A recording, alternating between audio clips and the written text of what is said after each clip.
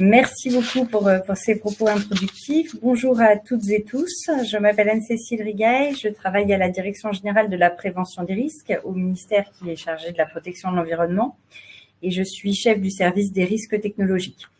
Donc, avec les équipes de la DGPR, mais également avec nos collègues de la Direction de l'eau et de la biodiversité et du Commissariat général au développement durable qui sont avec nous aujourd'hui. On va donc passer cet après-midi ensemble pour vous présenter une évolution extrêmement structurante de la manière dont vont être instruites et mises en débat public quelque part les demandes d'autorisation environnementale. Donc toutes les demandes d'autorisation environnementale dans tous les domaines. Donc aujourd'hui, c'est effectivement une joie d'être très nombreux, hein, plus de 900 déjà connectés et comme cela a été rappelé, nous pouvons attendre jusqu'à 1500 participants. Donc on va avoir une phase un peu plus didactique dans laquelle on va vous faire une présentation. Je vous suggère peut-être d'attendre la fin ou la presque fin de cette présentation avec les diapositives qu'on va vous présenter pour poser vos questions. Parce que peut-être certaines de vos questions vont-elles trouver une réponse 2 ou 3 diapos plus loin. Et ensuite, on consacrera vraiment un temps très important à répondre à vos questions. Et comme vous l'avez compris et comme la répétition est à la base de la mémorisation, je redis que les questions doivent être posées dans l'onglet « Questions » et pas dans l'onglet « Chat ». Voilà, pour leur donner une chance. Mais d'abord, comme dans tous les bons concerts, une première partie ou une page de pub avant le film du dimanche soir pour vous dire que il y a dans quelques semaines, quelques jours, un événement très important qui est les rendez-vous majeurs. Donc les rendez-vous majeurs ont pris la suite de ce que certains peut-être d'entre vous ont connu comme les assises des risques technologiques et donc organisées par Amaris qui représente les collectivités intéressées quelque part par ces questions de risques technologiques en partenariat bien sûr avec le ministère. Donc, ce sera au Havre, ce sera le 3 octobre. Le programme est très intéressant. Il traite à la fois des risques accidentels, mais également des risques chroniques. Il y aura donc une partie en plénière le matin. Je vous mets donc à l'écran le programme avec des présentations un peu générales sur les actualités, sur une vision plus générale, un peu plus philosophique aussi de la manière dont sont prises en compte les questions de santé, environnement et pollution industrielle. Et puis, bien sûr, des temps de pause permettant de se rencontrer, d'échanger entre toutes les parties prenantes. Et puis, l'après-midi, des ateliers thématiques, voilà, où nous traiterons, alors il y en aura plus que ça, mais enfin, en tout cas, nous traiterons notamment de thèmes très débattus, tels que la transition industrielle, les risques, les PFAS, le changement climatique, les effets des risques naturels sur les installations technologiques, la gestion de crise, etc. Et donc voilà, vous aurez le lien pour vous inscrire. N'hésitez pas, c'est vraiment un événement de référence qui a lieu tous les 2 ou 3 ans en fonction de l'actualité et c'est donc le 3 octobre. Je reviens maintenant à la question plus fondamentale et plus austère peut-être de la révision de l'autorisation environnementale. Tout d'abord, pour vous redire un peu les motifs de la réforme qui a pu surprendre parfois certains observateurs qui n'avaient pas forcément eu conscience qu'elle avait été débattue et votée lors d'une loi d'octobre dernier. Les motifs de la réforme sont situés dans notamment un rapport qui avait été remis au gouvernement en janvier 2022, préparé par Monsieur Guillot, et qui s'était intéressé à la question de la simplification et de l'accélération des implantations des activités économiques en France. Et le rapport Guillot était basé notamment sur une analyse comparée de ce qui peut se faire en France et dans d'autres pays. Et il avait pour but, quelque part, de réformer le cadre procédural, mais sans toucher le fond, c'est-à-dire de ne pas abaisser nos exigences techniques de protection de l'environnement, mais de mettre différemment, quelque part, les étapes de la manière dont on apprécie la pertinence et la compatibilité d'un projet avec les exigences environnementales. Donc, cette réforme vise un certain nombre d'objectifs.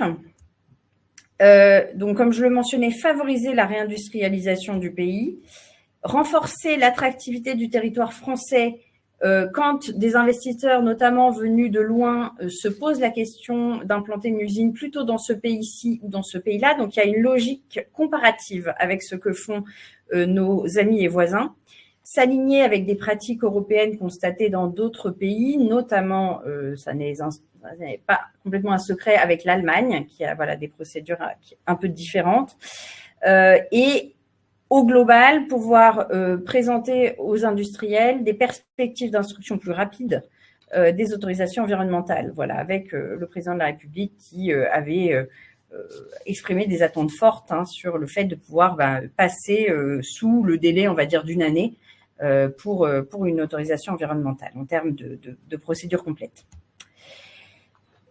Et enfin, c'était aussi l'occasion de réinterroger la manière dont se fait la consultation du public et de la moderniser, puisque vous verrez que la consultation du public de la nouvelle procédure issue de la loi Industrie verte, c'est quelque part un mix qui essaye de prendre le meilleur de ce que l'on sait faire actuellement, tant en termes d'enquête publique que de consultation sur Internet. Voilà. Donc, les avantages attendus de cette réforme, c'est donc avoir une décision plus rapide pour le pétitionnaire, être fixé plus vite, une décision plus rapide de son autorisation et donc optimiser son temps dans son projet industriel. Comme je le mentionnais également, moderniser la procédure, notamment pendant la phase de consultation du public pour tirer parti des outils informatiques notamment. Avoir dans le même temps que ce raccourcissement de délai ne se fasse pas au détriment du temps passé à interagir avec le public, mais au contraire, par un effet de parallélisation, d'octroyer plus de temps à cette phase de consultation au cours de la procédure et, d'une manière générale, d'avoir un meilleur pilotage de l'avancement des dossiers, puisque, je spoiler alerte quelque part, il n'y aura plus de temps de suspension de procédure. Donc, du coup, une fois que la procédure sera lancée, elle se déroulera avec un temps continu pour le meilleur et pour le pire. Voilà, on pourra y revenir. Donc, après ce rappel quelque part sur les intentions politiques, vous dire quelques mots des textes qui fondent cette nouvelle procédure d'instruction des autorisations environnementales. Comme je le mentionnais, cette réforme a été portée dans une loi qui a été discutée au Parlement au cours de l'été, non pas le dernier, mais celui d'avant 2023, et la loi donc du 23 octobre 2023 relative à l'industrie verte. C'est à son article 4. Un article qui est assez détaillé, donc qui donne déjà une assez bonne vision de ce que le législateur avait l'intention de faire avec cette réforme. Il y a toujours besoin néanmoins de préciser des articulations, des délais, qui envoie quel document à qui, sous quelles conditions, etc. Donc ça se fait dans un texte de niveau décret. Les équipes qui sont ici présentes à mes côtés ont beaucoup travaillé, beaucoup échangé aussi avec les différentes fédérations professionnelles, les parties prenantes, les associations. On a eu tout un riche cycle de consultations à l'hiver dernier qui a permis de nourrir un projet de texte que l'on a retravaillé avec le Conseil d'État pour un décret qui est sorti le 6 juillet, voilà, juste avant que le gouvernement ne passe dans un mode un peu plus dite d'affaires courantes. À venir, mais elle sera assez courte et dès que nous aurons effectivement un gouvernement qui sera sorti de cette phase d'affaires courantes, nous aurons une instruction ministérielle au préfet, donc pour leur rappeler, préciser les différents points de force de cette nouvelle procédure. Mais voilà, points de force que nous allons largement présenter et débattre cet après-midi. Donc même si cette instruction sera certainement intéressante pour vous, normalement, si vous êtes attentif cet après-midi, vous ne devriez rien y apprendre de très croustillant. Alors, en termes de vision globale, je vais rappeler les principales lignes directrices de cette réforme et puis ensuite, je passerai la parole à Monsieur Paul Bouquet qui rentrera plus dans les détails et Madame Maribaud qui seront vos intervenants pour les étapes plus détaillées. Alors, dans le monde d'avant, nous avions 3 phases.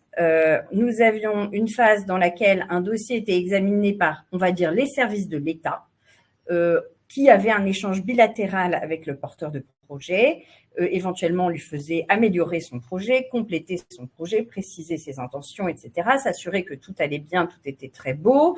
Au passage, on saisissait l'autorité environnementale quand le projet devait être soumis à évaluation environnementale. L'autorité environnementale faisait également un avis. Le pétitionnaire le lisait avec beaucoup d'attention, répondait et voilà. Et donc toute cette phase-là, quelque part, c'était une interaction administration-pétitionnaire. Ensuite, il y avait une phase d'interaction avec le public, de consultation des collectivités, etc. Et ensuite, il y avait une phase de décision. Donc, dans la future procédure, en fait, on ne change pas la phase de décision à la fin, mais par contre, on mixe ensemble les deux premières. Mais les petits carrés rose clair et rose foncé deviennent un carré bleu. C'est en même temps que se fait la consultation des uns et des autres, de tous les uns et des autres, l'examen au fond du dossier, les échanges, les éventuels compléments et l'interaction avec le public. Tout cela pendant une durée de 3 mois. Donc, c'est vraiment ce changement qui est très philosophiquement et pratiquement très structurant, puisqu'on va avoir un dossier qui va être par nature visible de tous, sur lequel il y aura différents niveaux d'expertise qui vont pouvoir s'exprimer, de l'expertise très technique des services de l'État consultés à l'expertise d'usage des riverains, etc., les contributions des uns et des autres. Et le tout va être très dynamique pendant cette période de 3 mois avec des compléments qui seront apportés au fil de l'eau. Comme je vous l'indiquais, la dernière phase ne bouge pas. Elle prendra bon compte finalement de tout ce qui aura été travaillé, échangé, amélioré au cours de cette phase d'examen et de consultation. Et cette phase où le préfet, on va dire, c'est la plupart du temps le préfet, prend bonne note de tout cela, fait les derniers ajustements et se prépare à prendre une décision, ne change pas. Voilà. Alors, si je résume, avec ce système où le dossier est très vite mis au vu et au su de tout, il est débattu en public quelque part et il n'y a pas de suspension de délai, tout va très vite, eh bien, on a un système qui permet d'aller vite sur ce que nous appellerons les bons dossiers. Et on pourra débattre sur ce que c'est qu'un bon dossier. Mais le bon dossier rentrera dans le système, il aura donc sa phase d'examen et de consultation de 3 mois et il aura assez vite ensuite une autorisation préfectorale. Par contre, si le dossier est un peu faiblard, s'il a fait des impasses, si assez vite on s'aperçoit qu'il y a une contradiction majeure avec un enjeu protégé au titre de l'environnement, que ce soit une zone naturelle particulière, que ce soit une compatibilité avec les masses d'eau, que ce soit des process industriels qui ne permettent pas de rentrer dans les purs des rejets autorisés habituellement, etc., eh bien, il y aura quelque part, ça ira assez vite une décision négative qui sera soit un rejet, soit un refus. Mais voilà, avec pas forcément de possibilité de l'améliorer considérablement dans cette phase qui reste assez courte, en 3 mois. Et donc, c'est une procédure qui est très discriminante, quelque part. Elle va vite pour les bons dossiers et elle va vite à l'échec pour les mauvais dossiers. Voilà, donc on y reviendra dans la suite de la présentation, mais je souhaite vraiment que vous reteniez cet effet très particulier de cette réforme et qui a été très assumé par le ministre. Enfin, voilà, nous avons accompagné le ministre Roland Lescure à l'époque quand il a porté cette réforme et il a eu ces mêmes mots, sans doute beaucoup mieux dit que moi, au moment d'en parler aux députés, à l'Assemblée nationale et au Sénat. Voilà, donc c'était les quelques mots que je souhaitais vous donner sur la vue d'ensemble de la réforme. Donc maintenant, si vous en êtes d'accord, nous allons reprendre vraiment pas à pas toutes les étapes avec M. Bouquet et Mme Beau qui vont vous détailler ce qu'il faut retenir de chacune de ces étapes de la procédure.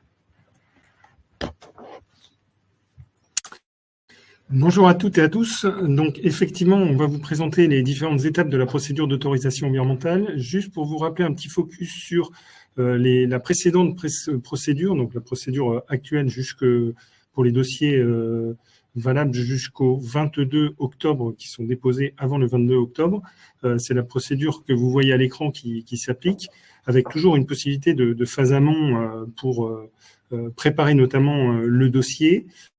avec le dépôt ensuite, et à l'heure actuelle, donc 3 phases, comme ça a été rappelé par Madame Rigaille, une phase d'examen, une phase de consultation et une phase de décision. Maintenant, avec la procédure d'autorisation environnementale version industrie verte, vous avez toujours en fait une phase amont qui est inchangée, mais qui est renforcée, notamment pour les principaux dossiers, avec un dépôt de la demande.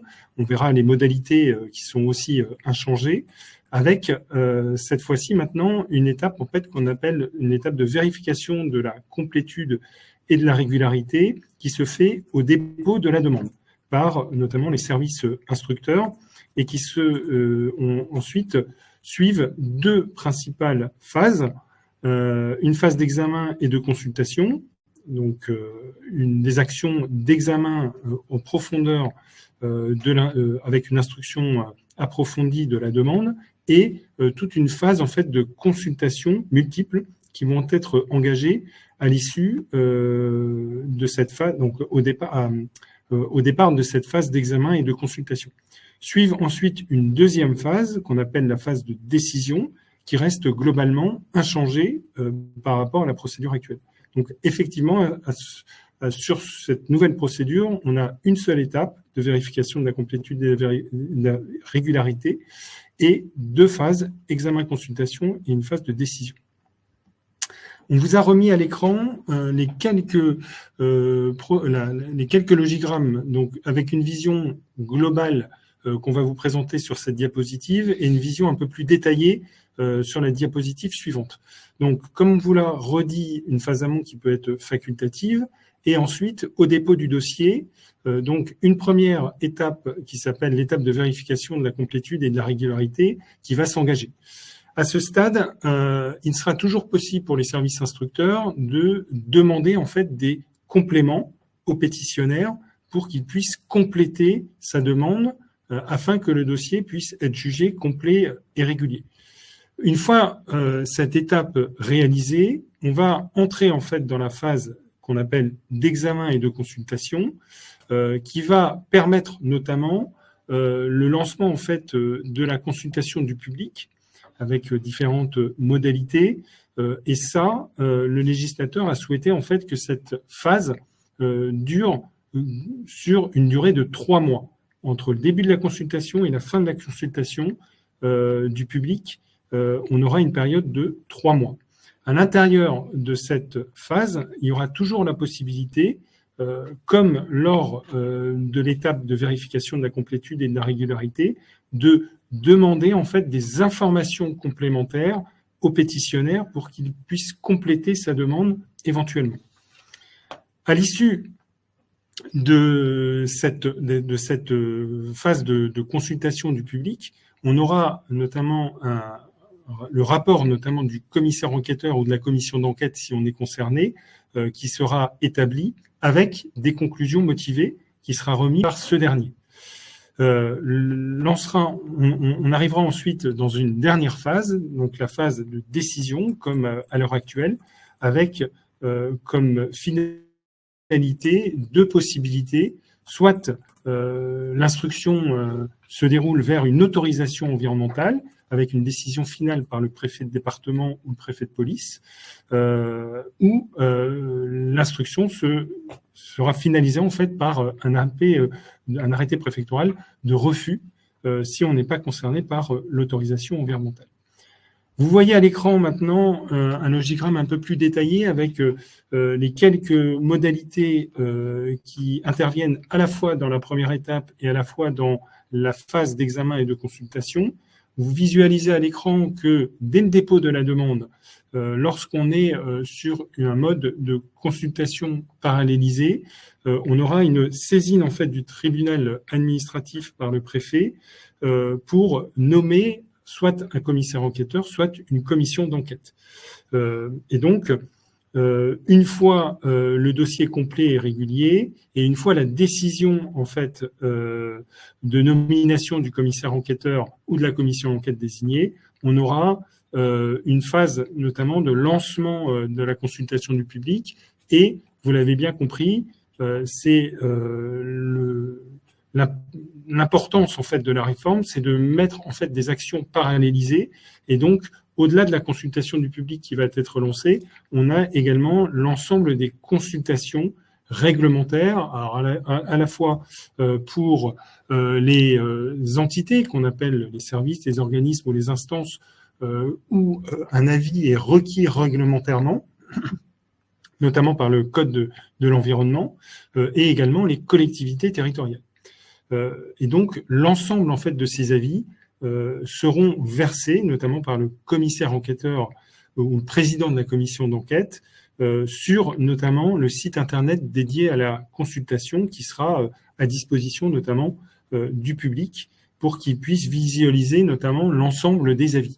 Alors, comme c'est mentionné sur la diapositive en dessous, l'ensemble des avis des entités, les avis des collectivités, les éventuelles observations et propositions du public seront également versées sur le site de la consultation et éventuellement, lors des réponses, notamment lorsqu'il y a questionnement, les réponses du pétitionnaire qui seront également versées sur le site dédié à la consultation, notamment par le commissaire enquêteur. Point important aussi, dans cette phase d'examen et de consultation, il y aura toujours la possibilité d'avoir un AP de rejet, alors avec des modalités plus... un arrêté préfectoral, donc un acte préfectoral de rejet, avec des modalités qui ont été un petit peu réduites, donc ça on vous les expliquera aussi, notamment, vous verrez notamment dans la diapositive, lors de l'explicatif sur le rejet. Et bien entendu, une phase de 2 à 3 mois en fonction des cas, pour le cas général, sur cette phase de décision pour aboutir à la fin à un arrêté préfectoral d'autorisation environnementale ou un arrêté préfectoral de refus. Alors, passons maintenant aux différents types d'étapes. Alors, on va vous présenter en fait les différentes modalités d'action de la phase amont jusqu'à la finalité de la procédure d'autorisation environnementale et commençons tout de suite par la phase amont. Donc, la phase amont, bien entendu, ça reste en fait une phase facultative et on vous a remis à l'écran notamment les différentes possibilités pour le pétitionnaire de solliciter notamment l'administration via plusieurs dispositifs. Alors déjà pour rappel que le certificat de projet a été abrogé à partir de la loi du 10 mars 2023 relative à l'accélération de la production d'énergie renouvelable et il reste donc 2 principaux dispositifs pour ces échanges notamment en phase amont. C'est le cadrage préalable prévu par le Code de l'environnement où le porteur de projet peut demander à l'autorité préfectorale compétente, notamment, un avis sur le champ et le degré de précision des informations à fournir, notamment dans l'étude d'impact. Donc ça, c'est des dispositifs actuels, existants, et donc inchangés avec la réforme. La deuxième possibilité, c'est ce qu'on appelle notamment les échanges en phase amont, et donc c'est des échanges qui sont menés par le pétitionnaire, accompagnés éventuellement par son bureau d'études pour consulter notamment les services concernés, les services instructeurs et également les autres services qui vont pouvoir contribuer au cours de l'instruction pour échanger sur le projet et deuxièmement notamment pour aiguiller, accompagner le porteur de projet pour qu'il puisse déposer un dossier de bonne qualité. Alors, passons maintenant sur un petit focus plus particulier, notamment sur ces échanges en phase amont. Donc, ce sont des échanges, comme on vous le redit, qui sont inchangés. La procédure ne change pas du tout sur ces modalités-là. Elle renforce néanmoins le fait de faire des phases amont. Donc, c'est fortement en fait recommandé sur les différents projets, dans le but notamment d'éclairer et d'accompagner le pétitionnaire. Les services de l'État sont très sensibles sur le fait d'accompagner les différents porteurs de projets au sein des différents départements et dans le territoire pour notamment dynamiser le tissu économique. Et donc, les services de l'État sont mobilisés pour effectuer notamment ces échanges en phase amont à partir notamment des dossiers et surtout en fait de l'identification du projet et de son contexte et également de l'ensemble de sa définition de de l'ensemble du contour du projet. Les textes ne fixent pas en fait de durée sur cette phase amont. Néanmoins, on souhaite quand même une certaine vigilance sur le fait qu'il ne faut pas mobiliser ou surmobiliser notamment les services instructeurs sur les phases amont. Donc, tout est lié notamment à la maturité du projet. On y reviendra quelques diapositives ensuite. Notamment, ça, c'est un point très, très important parce que les services de l'État doivent passer notamment du temps sur ces phases amont, mais également lors des phases d'instruction. Et donc, le but n'est pas de faire une pré-instruction ou de faire une instruction avant le dépôt de la demande. Il est nécessaire, en fait, d'avoir suffisamment d'éléments pour venir lors de cette phase amont. Et surtout, les services de l'État ne doivent pas se substituer au bureau d'études. Les services de l'État sont là pour accompagner les projets, pour identifier notamment les éventuelles problématiques et les points bloquants du projet et les faire ressortir pour que le dossier derrière soit de meilleure qualité, mais en aucun cas ne constitue en fait une instruction ou un travail à la place du bureau d'études. Donc ça, c'est vraiment un point important et on compte notamment sur votre mobilisation et sur votre relais pour transmettre ces informations-là aux porteurs de projets sur les différents, sur les futurs dossiers notamment. Et donc, sur l'importance en fait de la phase amont, c'est réellement des intérêts multiples à la fois pour le porteur de projet, pour notamment améliorer la qualité des dossiers qui sont déposés avant le dépôt officiel de la demande, échanger sur les problématiques, les difficultés, demander aussi le fait que l'inspection puisse aiguiller notamment sur les dispositions réglementaires. Ça, ce sont des points très importants à partager aussi avec les services de l'État. Et derrière, effectivement, pour qu'on ait une phase amont la plus optimale possible, il faut donner l'ensemble des informations sur le contour du projet, la définition du projet, les conditions d'exploitation, les conditions de construction, etc., pour que l'intégralité des services qui seront autour de la table sur ces phases amont puissent apporter en fait et aiguiller le porteur de projet sur les points bloquants et les points de réglementation notamment. Une visibilité aussi sur le dépôt futur de la demande pour notamment que les services puissent aussi avoir un œil sur le futur dépôt du dossier et dégager notamment les ressources nécessaires pour mener les instructions nécessaires. Et donc le point important qui va être lié, c'est notamment de déposer des dossiers qui pourront être déposés et instruits le plus rapidement possible et donc qui arrivent en fait à cette étape de complétude et de régularité très rapidement, sans demande de complément. Le but réel, c'est de pouvoir faire le maximum côté porteur de projet et bureau d'études pour que le dossier soit déposé, soit de très bonne qualité. Ensuite, sur les intérêts partagés, effectivement, le point hyper important de la diapositive, c'est la maturité du projet. Il faut mobiliser les services de l'État une fois que le projet est mature et il n'est pas nécessaire en fait de multiplier le nombre de réunions préparatoires. Il faut venir en fait avec un projet ficelé pour que, entre guillemets, pour que les services de l'État puissent avoir un maximum d'informations pour qu'ils puissent se prononcer et avoir une véritable plus-value au cours de cette phase-là. Donc, contour réglementaire aussi, et également les différents éléments par rapport à la sensibilité environnementale du secteur concerné. Voilà donc sur cette phase amont qui, je le rappelle, reste des échanges facultatifs, mais qui sont fortement recommandés avec cette nouvelle procédure d'autorisation environnementale. Passons maintenant au dépôt de la demande, avec les modalités de dépôt et également, on verra l'identification notamment du type de consultation qui sera concerné par la demande. Alors, rien de nouveau avec cette réforme, notamment sur le dépôt de la demande. Deux modalités qui restent en vigueur, avec premièrement la téléprocédure autorisation environnementale qui est déposée sur le site internet entreprendre.servicepublic.fr avec des ajustements qui ont été réalisés au cours des travaux préparatifs pour réellement qu'on puisse être opérationnel lors des dépôts.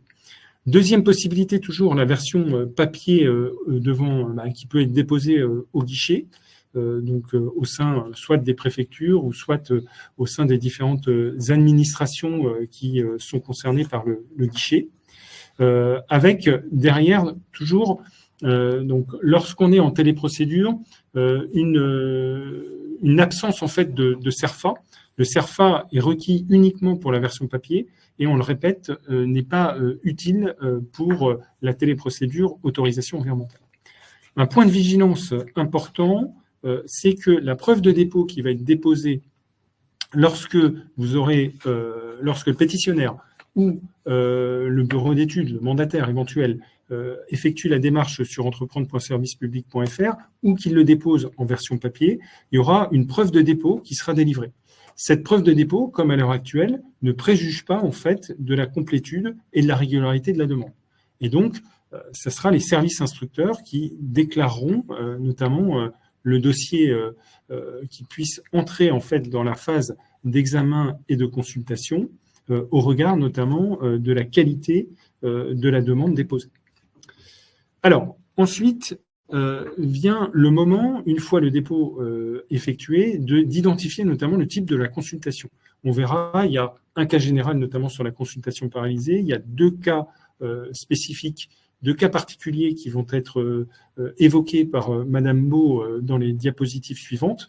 Et juste pour vous rappeler que à partir du moment où le dossier est concerné par une consultation parallélisée, c'est-à-dire qu'on va avoir une consultation du public avec cette nouvelle phase de 3 mois d'examen et de consultation, dès le dépôt de la demande, la loi impose, en fait, la loi Industrie Verte impose que le préfet, donc l'autorité administrative concernée, puisse saisir en fait le président du tribunal administratif pour nommer en fait, pour que ce dernier, le président du tribunal administratif, nomme un commissaire enquêteur et un suppléant ou une commission d'enquête et des suppléants. Donc ça, c'est imposé, notamment pour les différents dossiers qui vont être déposés dans la version consultation parallélisée. Dès le dépôt, il y a systématiquement en fait le tribunal administratif qui sera saisi. Ensuite vient l'étape de la vérification de la complétude et de la régularité. Donc ça, sur cette étape, c'est une étape fondamentale qui va permettre en fait à ce stade, en fonction du type de la demande et en fonction des différents services instructeurs qui seront concernés, vont regarder la demande et examiner en fait la complétude et la régularité de la demande. À ce stade, ce qu'il faut souligner, c'est qu'il y a, comme on vous l'a évoqué lors du logigramme précédent, il y a toujours une possibilité en fait de demander des compléments. Alors, ce qu'on souhaite, c'est une phase amont enrichie. Théoriquement, si on a fait une bonne phase amont et que le porteur de projet a fait les choses conformes, il doit déposer normalement un dossier et le dossier, normalement, doit être complet et régulier. Si ce n'est pas le cas, il y aura une possibilité pour les services instructeurs de demander des compléments aux pétitionnaires, au travers notamment d'une lettre de demande de complément. Alors, un point important, c'est qu'il n'y a pas de suspension de délai à ce stade. C'est-à-dire que la demande va être lancée et on attendra forcément en fait la demande de complément pour pouvoir poursuivre et statuer en fait sur la complétude et la régularité. Ça, c'est une étape qui se fait également en lien avec les différents services instructeurs. Donc, à l'issue en fait de cette étape de vérification de la complétude et de la régularité, on a en fait 3 issues possibles. Soit le dossier est manifestement incomplet, irrégulier, il y a des manquements importants et le service en fait instructeur, l'inspection des installations classées, considère en fait qu'on ne peut pas franchir cette étape-là et aller en phase d'examen et de consultation. Il y aura toujours des échanges avec le porteur de projet pour qu'il puisse éventuellement se dessaisir et donc retirer en fait sa demande, pour que derrière, il puisse reprendre les éléments, reconstituer un nouveau dossier et éventuellement redéposer un nouveau dossier avec éventuellement de nouveau une phase amont possible et donc on repartirait à zéro. La deuxième possibilité, c'est que le dossier, il a fait l'objet par exemple déjà d'une première demande de complément et les compléments sont toujours insatisfaisants, et ben donc derrière, le dossier ne peut franchir en fait l'étape de vérification et aller donc dans la phase d'examen et de consultation. Et donc, on est bloqué et donc on ne va pas plus loin en fait sur ce dossier-là. A contrario, notamment pour les dossiers qui sont jugés complets et réguliers, on aura une information en fait du pétitionnaire via un courrier préfectoral qui informe que le pétitionnaire est informé donc du lancement en fait de la phase d'examen et de consultation.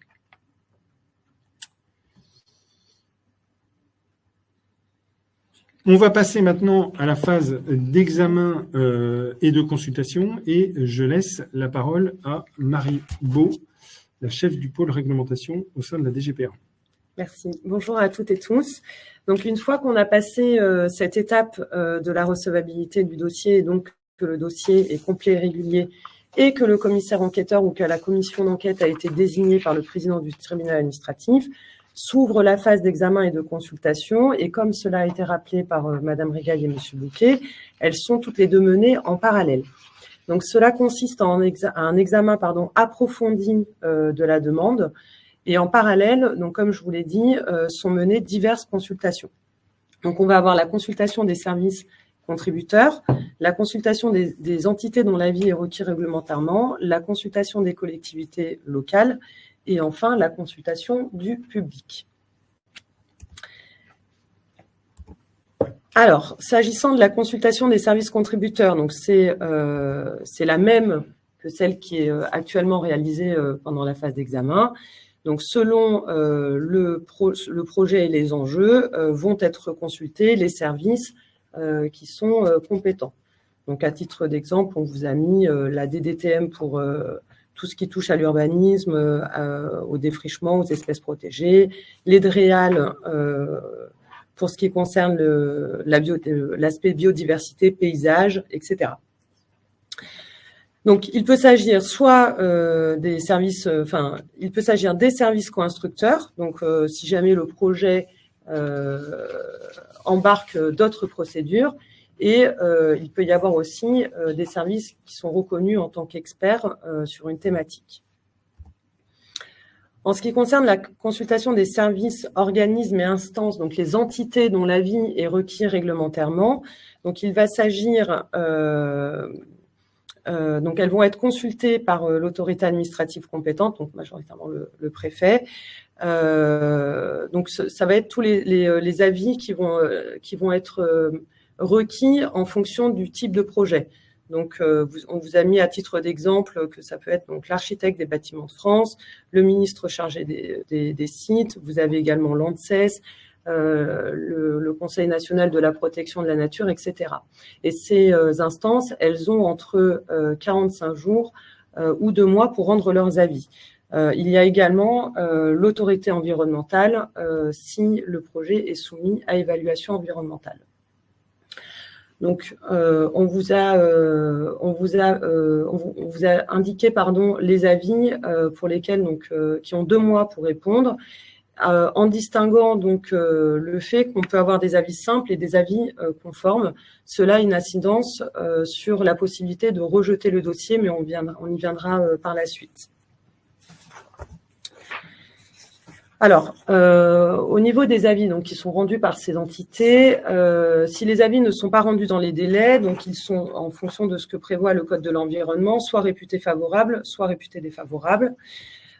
Ces avis-là seront mis en ligne de manière systématique sur le site Internet dédié à la consultation. Comme cela a été rappelé par Madame Rigail, ça va être une consultation interactive. Donc, en gros, tous les avis de ces instances seront mis sur le site. En revanche, les avis des services contributeurs ne seront pas mis en ligne sur le site de la consultation. Et donc, pour les avis conformes qui sont défavorables, le préfet devra rejeter la demande au titre du Code de l'environnement. Alors, une troisième consultation qui interviendra en parallèle est la consultation des collectivités territoriales. Alors, il n'y a pas de changement puisqu'actuellement, on saisit les collectivités. En revanche, on les saisit avant le début de la consultation. Maintenant, on saisira les collectivités dès que le dossier est complet et régulier et ces dernières ont toujours 2 mois pour rendre leur avis et cet avis sera publié sur le site internet dédié à la consultation. Et enfin, la consultation du public. Alors, comme l'a indiqué M. Bouquet, il existe 3 types de consultation du public qui sont identifiés dès le dépôt du dossier. Donc, on va avoir la consultation parallélisée qui est le cas général et qui s'applique à toutes les demandes d'autorisation environnementale, qu'elles soient soumises ou non à évaluation environnementale. On va avoir également la participation du public par voie électronique et l'enquête publique unique. Alors, comme je vous le disais, la règle générale pour toute autorisation environnementale, c'est la consultation parallélisée. En revanche, d'autres consultations du public, d'autres modalités peuvent être appliquées. Donc, ça peut être le cas si le projet est soumis à évaluation environnementale, qu'il a déjà fait l'objet d'une enquête publique et que l'étude d'impact actualisée a été jointe au dossier de demande. Dans ce cas-là, on appliquera la participation du public par voie électronique. Ou alors, il est possible de procéder à une enquête publique unique lorsque une enquête publique, donc préalablement à une autre décision autre qu'une autorisation d'urbanisme, est nécessaire à la réalisation du projet et que cette enquête n'a pas été réalisée. Dans ce cas-là, on peut organiser une enquête publique unique, sauf dérogation donc sollicitée par le pétitionnaire. Donc, ça peut être le cas des servitudes d'utilité publique, dans le cas également d'une déclaration d'intérêt général, lors d'une mise en compatibilité du document d'urbanisme ou dans le cas d'une déclaration d'utilité publique qui est déposée concomitamment à l'autorisation environnementale. Il y a également un cas spécifique lorsque d'une demande associée en matière d'urbanisme sur le même projet. Donc, vous avez 2 possibilités. Soit vous avez un dépôt préalable ou concomitant de la demande d'urbanisme à la demande d'autorisation environnementale. Dans ces cas-là, ce sera la consultation parallélisée qui s'appliquera pour les 2 demandes, à condition que la consultation du public sur la demande de permis de construire n'est pas commencée. En revanche, si la demande de permis de construire est déposée après la demande d'autorisation environnementale, dans ces cas-là, on aura des consultations du public distinctes. Voilà. Alors, un petit focus sur la consultation parallélisée. Donc, une fois que le dossier il est déclaré complet et régulier, donc, comme l'a rappelé Madame Rigaille, on est sur un principe mixte, c'est-à-dire que c'est une consultation qui se déroule par voie électronique et qui est conduite par un commissaire enquêteur. Donc, 15 jours avant le début de la consultation, un avis d'ouverture sera mis en ligne sur le site de la consultation. Pour la Guyane, la réglementation prévoit un délai spécifique d'1 mois. Donc, s'agissant des modalités pratiques, les frais de la consultation du public sont assurés par le pétitionnaire et donc il y a cette obligation de mettre en ligne l'avis de participation ainsi que la publication dans la presse et par voie d'affichage. Voilà, et comme je vous le disais, c'est une consultation donc, qui se déroule par voie électronique et qui est menée par un commissaire enquêteur, donc il a un rôle pivot pendant cette consultation. Donc, comme l'a rappelé M. Bouquet, il est nommé dès la réception de la demande d'autorisation environnementale et donc il va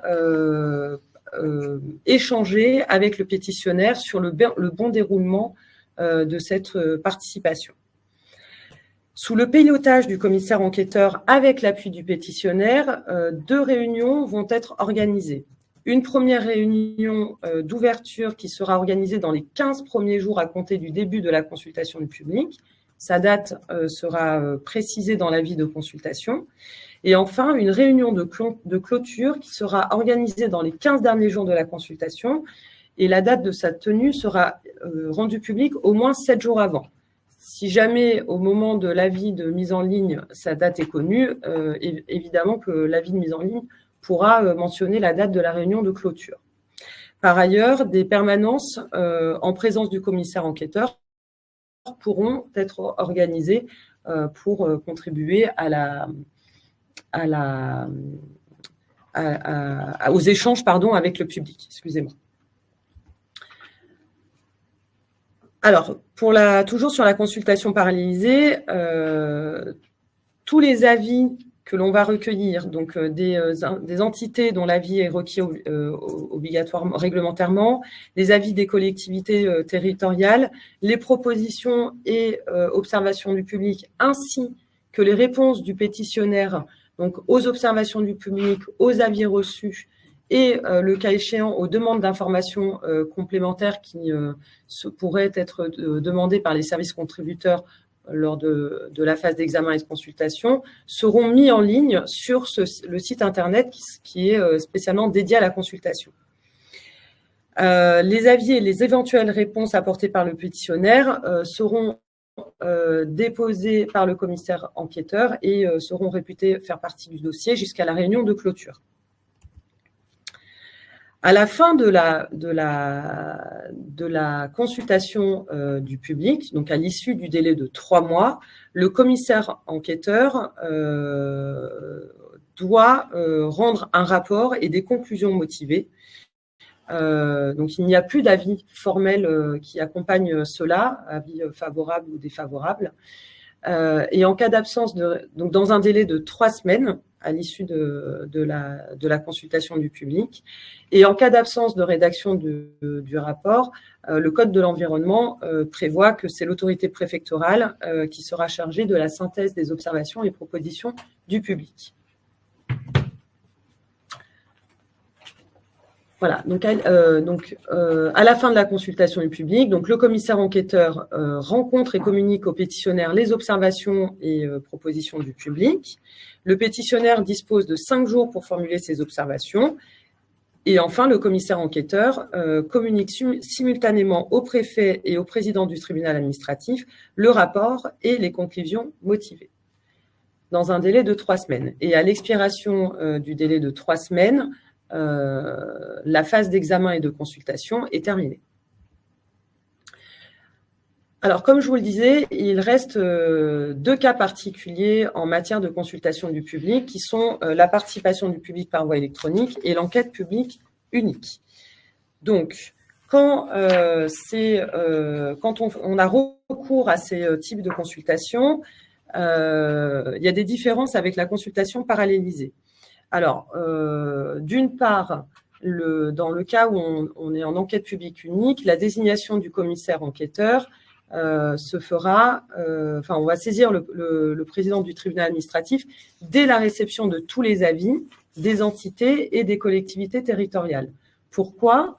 Puisque à partir du moment où va commencer la phase d'examen et de consultation, seules les consultations des services et les consultations des instances obligatoires des collectivités et des collectivités territoriales seront menées en parallèle.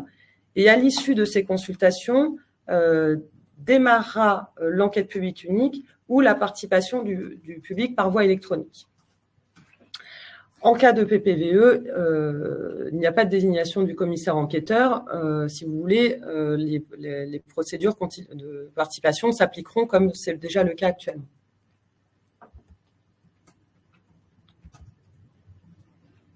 Alors, comme le disait M. Bouquet, lors de la phase d'examen et de consultation, il est possible de demander des informations complémentaires. Donc, et ce, pendant toute la durée de la phase d'examen et de consultation. Donc, demande, elle peut intervenir même si une première demande de complément a déjà été réalisée dans le cadre de la vérification de la complétude et de la régularité du dossier. Et les compléments qui arriveront avant la réunion de clôture sont considérés comme faisant partie du dossier. Et un rappel sur le fait qu'il n'y a plus d'interruption des délais pendant que le pétitionnaire complète sa demande, pendant la phase d'examen et de consultation.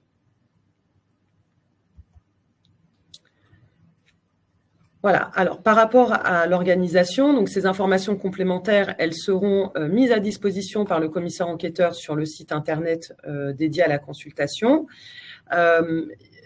La limite de ces informations complémentaires est qu'elles ne doivent pas remettre en cause l'économie générale du projet. Si cela était le cas, on aboutirait à une décision de refus en phase de décision. Ou alors, le pétitionnaire peut retirer sa demande et dans ces cas-là, la procédure s'arrête et le pétitionnaire peut à nouveau déposer un nouveau dossier. Et un autre point sur la possibilité de rejeter la demande, on en a un petit peu parlé, mais on le rappelle. Donc, lors de la phase d'examen et de consultation, et tout au long de la phase d'examen et de consultation, il est possible de rejeter la demande. Il y a 3 rejets possibles. En cas d'avis conforme défavorable, lorsque le projet ne respecte pas les intérêts mentionnés aux articles L181-3 et L181-4 du Code de l'environnement, ou lorsque le projet est incompatible avec les documents d'urbanisme ou qu'une procédure de mise en compatibilité de ces documents n'est pas engagée. Par rapport à ce qui est en vigueur actuellement, seule la suppression du motif en cas de non-complétude ou de non-régularité a été supprimée, puisque la phase d'examen et de consultation débute sur un dossier qui est complet et régulier. Voilà, à tout moment, le pétitionnaire peut retirer son dossier si, comme on l'a expliqué, par exemple, lorsque l'économie générale du projet est remise en cause, etc., ou pour éviter d'aller jusqu'au refus. Voilà. Une fois donc on arrive à la fin à l'expiration du délai de 3 semaines ou à la remise du rapport du commissaire enquêteur, donc s'achève la phase d'examen et de décision, et de consultation, et on arrive à la phase de décision. Donc, comme ça a été dit sur cet échange de cet après-midi, la phase de décision ne change pas, n'évolue pas. On a principalement quelques adaptations juste sur la forme notamment. Les modalités d'instruction restent complètement identiques par rapport à la procédure précédente. On vous rappelle notamment dans cette diapositive les 2 choix finaux en fin d'instruction qui sont soit un arrêté préfectoral d'autorisation environnementale, soit un arrêté préfectoral de refus. Il faut bien faire la part des choses entre le rejet qui est en phase d'examen et de consultation, comme cela a été rappelé sur les différentes modalités de possibilité de rejet. Les modalités de refus, on va les voir juste après dans les diapositives suivantes. Toujours est-il que cette phase de décision et dans le prolongement notamment de cette phase d'examen et de consultation où l'instruction arrive à sa fin avec notamment les motivations pour proposer en fait au corps préfectoral soit une autorisation environnementale, soit un refus, au travers notamment d'un rapport de synthèse d'instruction établi par les services de l'inspection des installations classées ou le service des mines pour notamment les projets et accompagné d'un projet d'arrêté préfectoral classique avec les caractéristiques des vues, des considérants et des différents articles de l'arrêté. Les modalités, notamment en termes de refus, elles sont au nombre de 2. Alors, soit parce qu'on a une incompatibilité du projet au regard notamment des intérêts qui sont des intérêts protégés, listés notamment aux articles L181-3 et L181-4 du Code de l'environnement, et également une deuxième possibilité, notamment lorsque on arrive en fin d'instruction avec manifestement une incompatibilité avec les éléments du dossier vis-à-vis des documents de planification. Les éléments qui figurent par exemple dans le SDAGE, dans le SAGE ou par exemple dans le SRADET, pour citer par exemple ces différents types de documents de planification.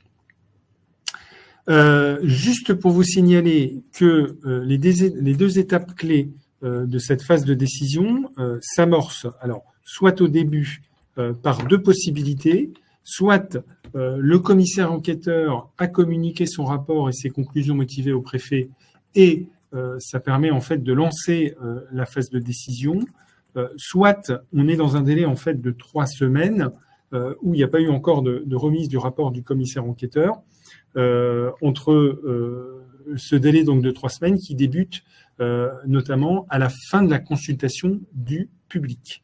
Et donc dans ce cas-là, effectivement, comme on vous l'a rappelé dans les slides, dans les diapositives, pardon, c'est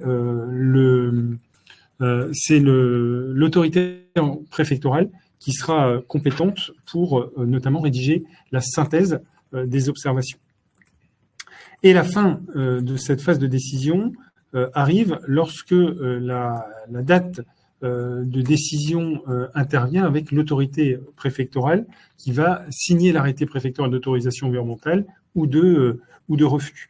Donc, comme on vous l'a dit, hein, l'autorisation préfectorale et également la proposition de refus sont associées avec un rapport d'instruction qui propose notamment, dans le cadre de l'autorisation environnementale, les éventuelles prescriptions de fonctionnement, d'exploitation conformes à la réglementation.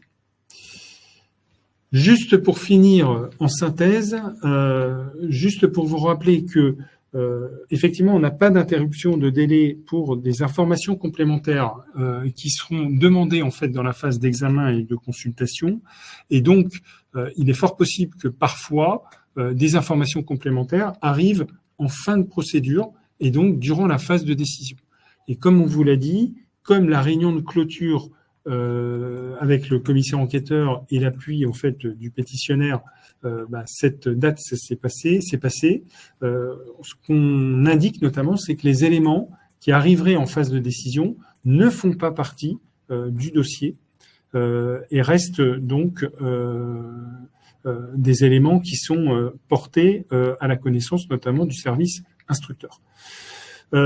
Toujours est-il qu'il y a toujours un contradictoire qui reste de pair, et un contradictoire qui est très très important pour bien vérifier côté pétitionnaire, côté bureau d'études, les différentes prescriptions qui sont annotées dans le projet d'arrêté préfectoral, avec un délai de 15 jours notamment pour apporter officiellement au préfet de département et au service instructeur les éventuelles remarques sur ce projet d'arrêté.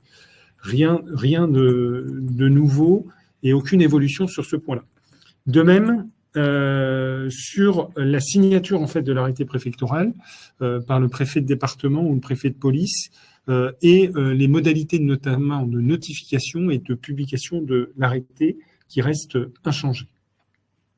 On arrive au bout de la diapositive, notamment sur l'explicatif des différentes étapes et phases d'examen et de consultation et la phase de décision.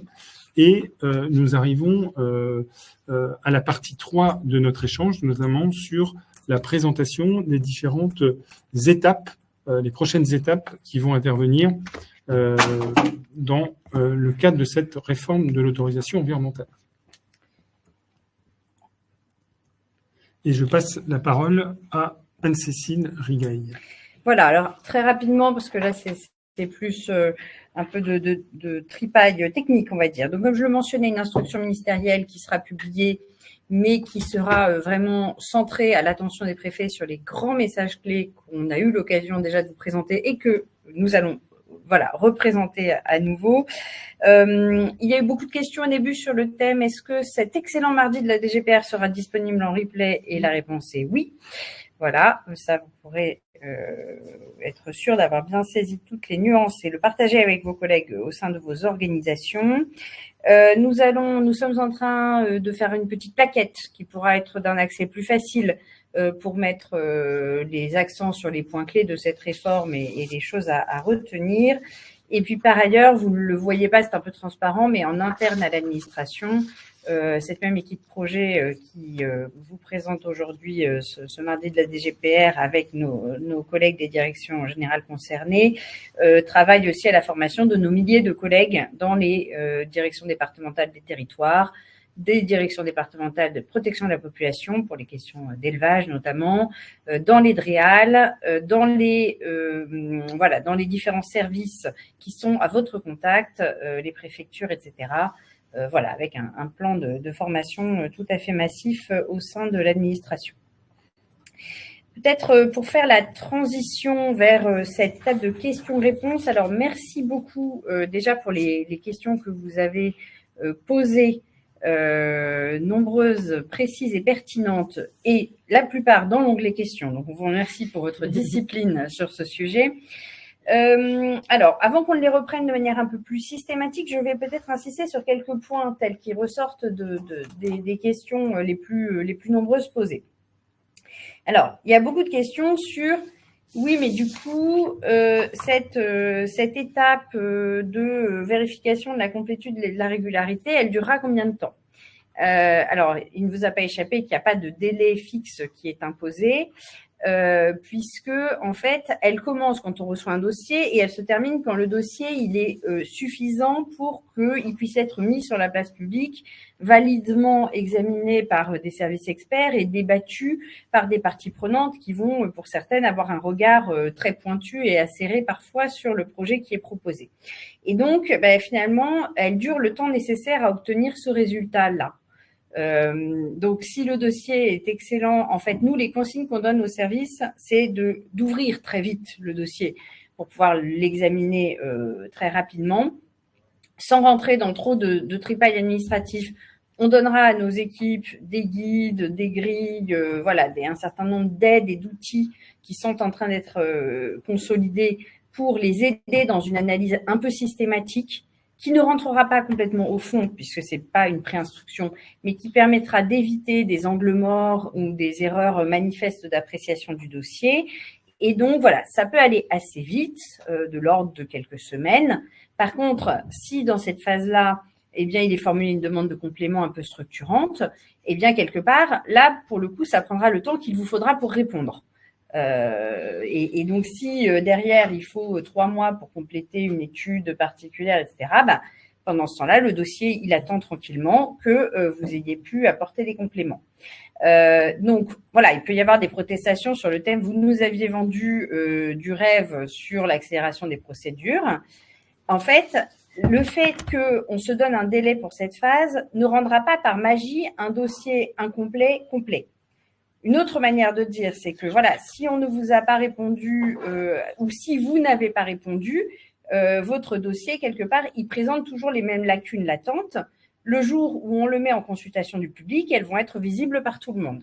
Donc, il est de l'intérêt collectif qu'on aille bien au bout de cette vérification qui est pour la sécurisation du projet, pour la validité de tout ce qui pourra être ensuite débattu, montré au public, décidé par le préfet. Mais encore une fois, voilà, nous, les consignes qu'on donne aux services, c'est d'aller assez vite. Mais finalement, c'est dans cette étape que se trouve la seule souplesse de cette procédure. Parce qu'après, pour répondre à toutes les autres questions, est-ce que je peux descendre du train en marche? Non, en fait, on ne peut plus descendre du train en marche à partir du moment où la consultation est lancée. Elle est lancée, le dossier va être en ligne, tout le monde va contribuer.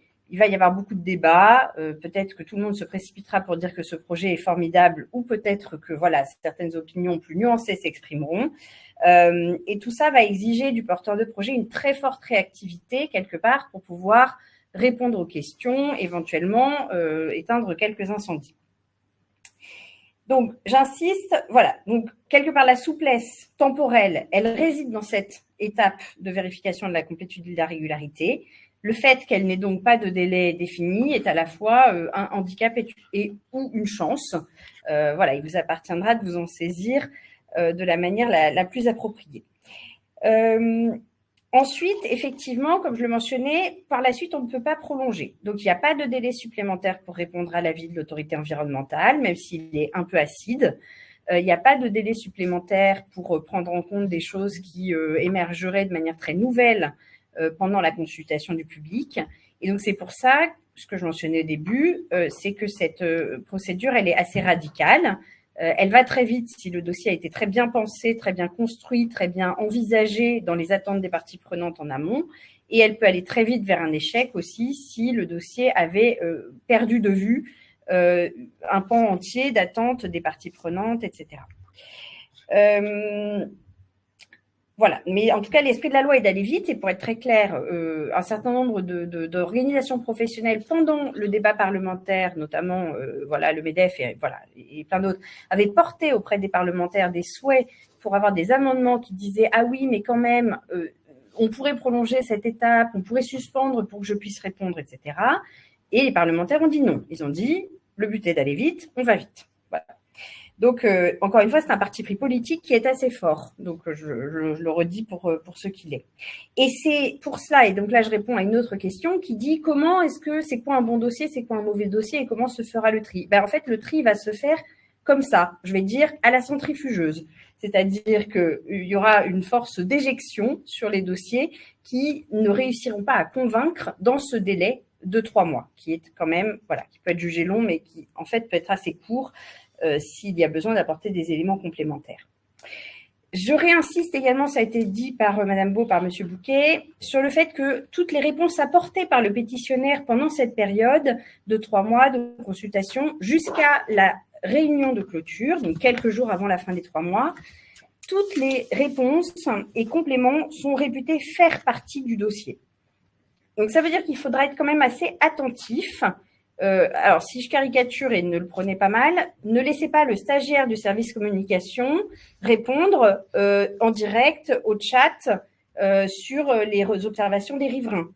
Parce qu'en fait, le commissaire enquêteur et le préfet considéreront que s'il a promis monts et merveilles en réponse à chaque observation formulée, ça vaut engagement de votre part, quelque part.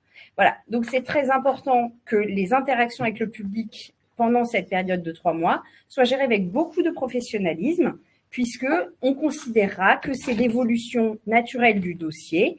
Il y a cette flexibilité dans cette procédure qui permet de faire évoluer son dossier pour répondre aux attentes du public des parties prenantes. Et donc, voilà, les mots engagent et les écrits restent. Donc, des questions également sur la mise en place du site Internet. Donc là, on pourra avoir peut-être les compléments de réponse par nos collègues du Commissariat général au développement durable, mais dans un premier temps, vous dire, et c'est important pour ceux qui ont des projets à court terme, qu'on va recommander aux porteurs de projets d'avoir recours à des solutions qui existent déjà sur le marché pour organiser des concertations de type concertation préalable, etc. Voilà, et que c'est ça qui est donc l'outil est pour l'instant au choix du pétitionnaire, et puis on verra en fonction du retour d'expérience de ces premières démarches de consultation parallélisée, s'il y a nécessité d'encadrer ou de promouvoir des solutions plutôt que d'autres. Donc une approche assez ouverte, on va dire, pour le choix des outils à ce stade. Il a été voilà, un certain nombre d'autres questions sur mais c'est quand même très bizarre cette nomination du commissaire enquêteur dès le début. Je ne suis pas juge de la bizarrerie, je rappellerai que c'est un choix du législateur. Voilà. Donc les députés, dans leur sagesse, ont estimé qu'il valait mieux nommer le commissaire enquêteur plus tôt que plus tard. Et donc effectivement, il y aura des commissaires enquêteurs qui seront nommés pour des dossiers qui, en fait, ne passeront en phase d'examen et de consultation que plusieurs mois après le temps d'avoir été complétés, etc. Et aussi, il y aura peut-être des dossiers qui n'entreront jamais dans cette phase. Et donc, voilà, le commissaire sera nommé, puis un peu plus tard, il sera rendu à ses autres occupations. Voilà un peu les quelques grands éléments que je souhaitais tracer pour redonner un peu les lignes de force de cette réforme qui peut être changeante, perturbante et qui appelle une transformation de la manière de porter les projets et de les présenter à l'administration et au public. Et nous allons maintenant, avec mes collègues, passer sur une étape un peu plus structurée de réponse plus systématique aux questions. Mais d'ores et déjà, on souhaitait vous remercier pour votre attention et pour la qualité de vos questionnements. Oui, alors merci Madame Rigaille. Alors on va reprendre un peu les questions au fur et à mesure. Donc il y a une question qui porte sur qui s'interroge sur la durée de la consultation de 3 mois, en précisant que les commissaires enquêteurs vous précisent que c'est 4 mois si avis des MRAE. Donc je rappelle que la loi prévoit que la durée de la consultation, elle est de 3 mois. Et elle précise également que la durée de la consultation est d'1 mois de plus lorsque l'avis de l'autorité environnementale est requis que le délai imparti à celle-ci pour rendre son avis. Donc la réglementation prévoit que l'avis de l'autorité environnementale est rendu dans un délai de 2 mois. Donc 1 mois supplémentaire, ça fait 3 mois. Donc je vous confirme que la durée de la consultation, même lorsque l'avis de l'autorité environnementale est requis, est d'une durée de 3 mois. En ce qui concerne pourquoi ne pas imposer aussi des délais pour la phase de décision, autre que la possibilité d'avoir un refus tacite au bout de 2 mois. Alors, comme cela vous a été indiqué, la phase de décision, la réforme de l'autorisation environnementale n'a pas porté sur la phase de décision. Elle n'a fait que finalement mettre en cohérence des dispositions pour prendre en compte des modifications dans la phase de décision. Mais le délai pour refuser, pour se prononcer est toujours de 2 mois, avec un silence ou rejet. Peut-être en complément, il faut faire très attention avec ces délais réglementaires parce qu'en fait, ils ont comme principal outil de permettre aux pétitionnaires, s'ils trouvent que le préfet tarde à lui répondre, d'aller porter directement son affaire devant le juge. Mais il est toujours plus intéressant d'avoir une décision positive du préfet au bout de 2 mois et demi ou 3 mois, plutôt que de s'engager dans un contentieux long et pénible parce qu'au bout de 2 mois et 1 jour, on aura constaté que le préfet n'avait pas répondu. Donc ça ne change pas. La phase de décision, elle a quand même pour but, dans l'idéal, de vous permettre de bénéficier d'une autorisation claire, explicite, formalisée par un arrêté préfectoral qui permettra à votre projet de se réaliser. Le délai, il vous permet juste d'avoir un temps de référence pour pouvoir éventuellement passer à une phase plus contentieuse de vos relations avec l'administration. Juste pour compléter notamment sur cette phase de décision, on a un délai de 2 mois, notamment dans le cadre commun, 1 mois de plus, c'est pour ça qu'on a mis le cadre général 2 ou 3 mois, notamment si on passe devant l'instance départementale consultative, qui est le CODERST ou la CDNPS, donc CODERST principalement pour les dossiers industriels de méthanisation et la CDNPS avec ses 2 formations, le collège carrière et le collège éolien. Et donc, ça nous amène au délai cadre commun de 2 mois ou de 3 mois. Effectivement, il y avait des autres questions qui nous évoquaient des autres possibilités. Effectivement, on a toujours la possibilité d'avoir, en concertation notamment et avec accord du pétitionnaire, d'avoir par un arrêté motivé des délais supérieurs à 2 mois. Ça reste en fait, ces dispositions réglementaires restent sur l'application en fait comme ce qui était sur la précédente procédure. Donc c'est bien pour ça qu'on vous a dit il y a très peu de modifications, notamment dans la phase de décision. Les modalités actuelles demeurent. Alors une autre question sur si la méthode d'instruction s'applique au projet solaire. Donc cette procédure s'applique à toutes les autorisations environnementales, donc qui soit avec une entrée ICPE, une entrée IOTA pour les travaux miniers et également pour les autorisations supplétives. Alors, on a une autre question sur lorsque l'avis de la MRAE est requis, le pétitionnaire sera-t-il toujours tenu d'y répondre, comme c'était le cas avant, pendant l'enquête publique. Si oui, il sera très compliqué, voire impossible de le faire avant la fin des 3 mois. Donc, sous réserve du commissariat, enfin de nos collègues au commissariat général au développement durable, la réponse du pétitionnaire à l'avis de l'AE est toujours requis. En revanche, il ne fait pas partie de... Elle peut être apportée en fait après la fin de la consultation. Voilà. Si le porteur de projet arrive à faire, cette réponse dans des délais courts, on pense tous collectivement que c'est une très bonne chose parce que ça permettra d'éclairer le public sur la manière dont il prend en compte l'avis de l'autorité environnementale. Mais sur le fond, ce qui est requis, c'est que sa réponse soit publiée ultérieurement au moment de la décision finale. Donc voilà, il peut y avoir également un délai finalement où la phase d'examen et de consultation se clôt à l'issue des 3 mois. Pendant ce temps-là, le porteur de projet retravaille finement sa réponse à l'autorité environnementale et l'adresse au préfet pour qu'il puisse l'intégrer dans sa décision finale. Alors, autre question, cette réforme concerne-t-elle les études d'impact demandées à la suite d'un examen au cas par cas pour des projets mixtes, logement, bureau, commerce? Alors, s'ils doivent faire l'objet d'une autorisation environnementale, oui. Dans le cas contraire, non. Sur les questions notamment posées sur l'étape de vérification de la complétude et de la régularité, la procédure précédente, en fait, il y avait beaucoup d'allers-retours entre le pétitionnaire et les services instructeurs. Ne faudrait-il pas que les mauvais dossiers soient tout de suite renvoyés? Donc, c'est ce qu'on a expliqué en fait au travers des diapositives. L'étape de vérification et de la complétude, c'est l'étape en fait qui va permettre en fait de pouvoir sauter en fait cette étape de vérification et pour les dossiers qui seront déclarés complets et réguliers passeront sur l'étape d'après. Celui où les différents dossiers qui ne pourront pas passer l'étape, ça veut dire que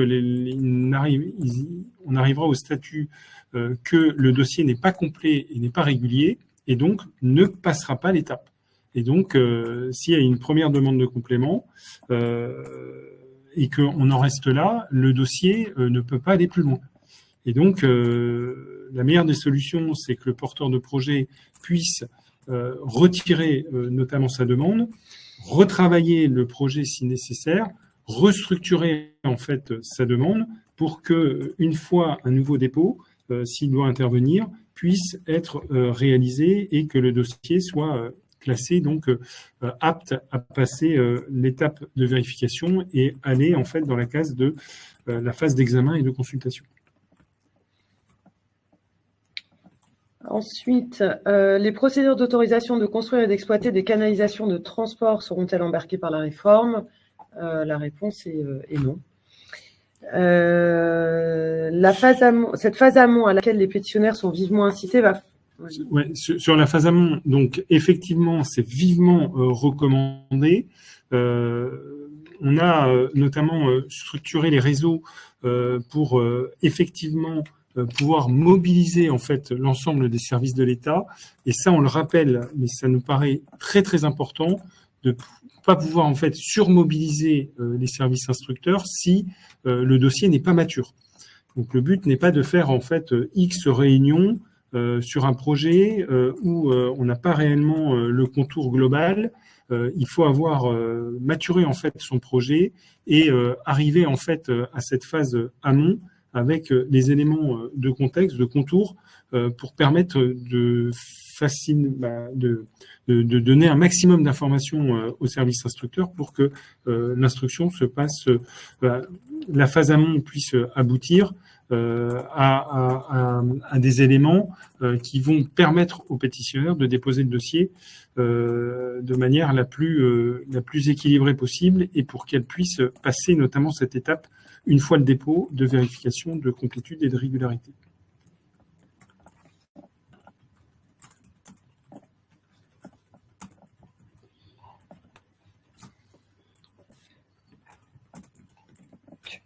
Alors, on a une question qui porte sur l'information qui va être mise à la disposition tout au long de l'enquête publique.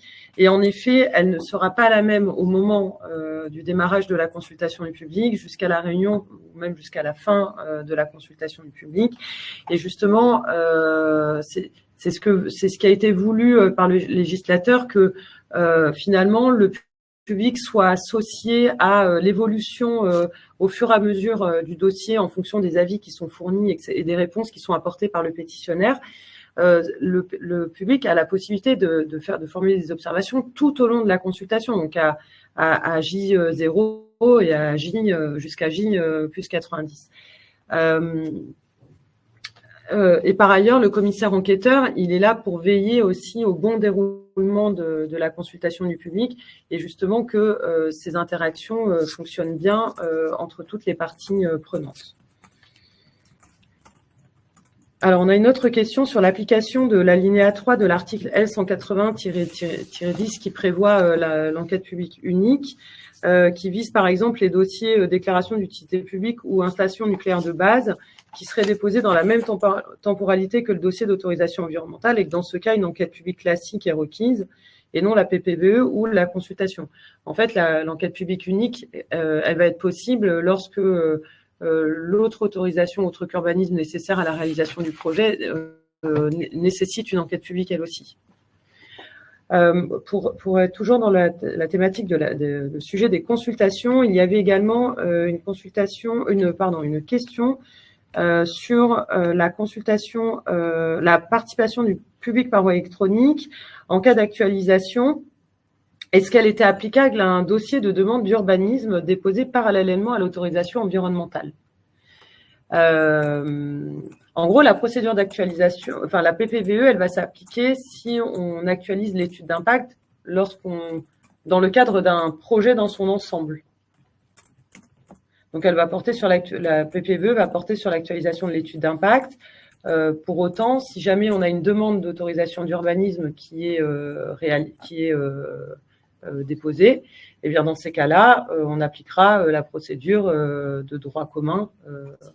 En fait, si je ne sais pas si on entend bien. Là. Tu peux peut-être. Alors, oui, si Madame Maupillier va. Si jamais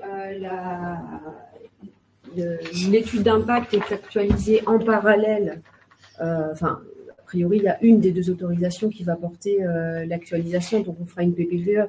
Si le PC est déposé par la suite et que tout a été fait au stade de l'autorisation environnementale et qu'il n'y a plus rien à actualiser côté urbain, il n'y aura pas de participation du public requise dans le cadre de la procédure d'urbanisme. En tout cas, pas au titre de l'évaluation environnementale. Et en tout cas, si c'est aussi la question, il n'y a pas de PPVE commune. Enfin, ça n'existe pas pour l'instant. Enquête publique commune, consultation parallélisée qui tient lieu de consultation au titre de l'urbanisme, mais on n'a pas de PPVE commune parce qu'a priori, ça ne devrait pas avoir à s'appliquer puisque c'est vraiment l'actualisation de l'étude d'impact jointe au dossier qui emporte le recours à la PPVE. On a aussi une question notamment sur l'articulation avec le site internet dédié à la consultation. Je laisse peut-être les collègues du CGDD pouvoir répondre notamment sur les modalités pratiques avec le site internet dédié à la consultation. Alors, c'est ce que disait Anne-Cécile tout à l'heure. Il n'y aura pas, au moment de l'entrée en vigueur du texte, un site unique. Il va y avoir un arrêté du ministre qui va lister les caractéristiques que les sites utilisés devront remplir pour pouvoir être utilisés pour la consultation parallélisée industrie verte. Donc, dans un premier temps, le recours aux solutions privées qui existent aujourd'hui avec les registres privés dématérialisés pour l'enquête publique va perdurer. Et par la suite, les services les services de l'administration centrale vont essayer de trouver une solution pérenne qui permettra d'avoir un outil uniformisé sur le territoire. Mais pour l'instant, le recours aux solutions privées existantes va perdurer.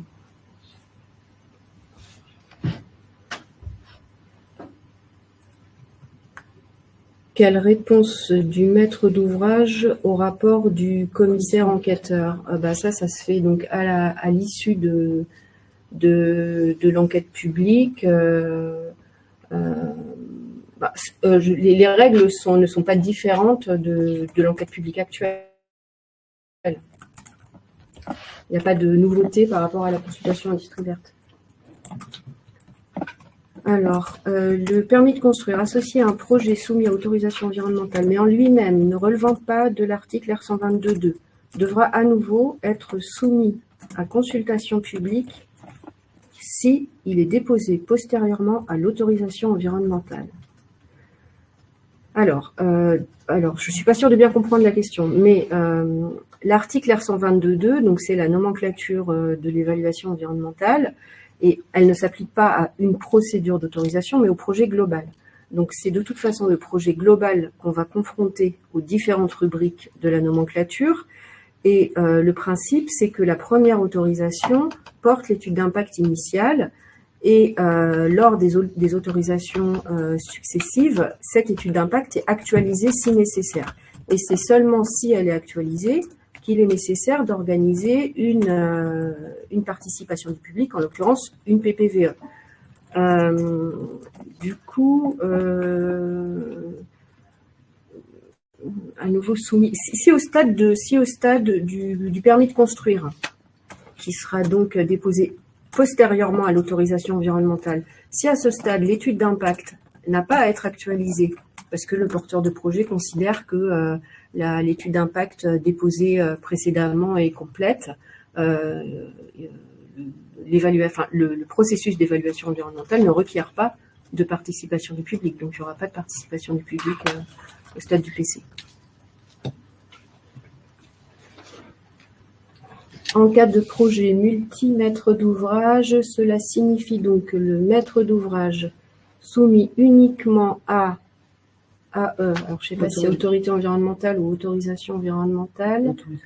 Autorisation pourra réaliser une consultation parallélisée et que l'autre MOA, s'il est soumis à autorisation environnementale et DUP, devra réaliser une enquête publique unique.